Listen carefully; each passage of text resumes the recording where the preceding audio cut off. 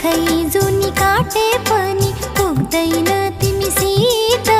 मन मिल्ने एउटै तिमी मेरो मनको मित।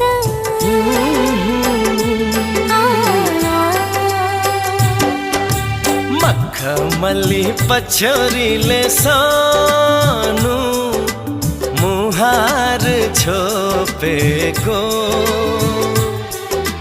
लाग्दछ बादल भित्र जुनै हो कि लुकेको।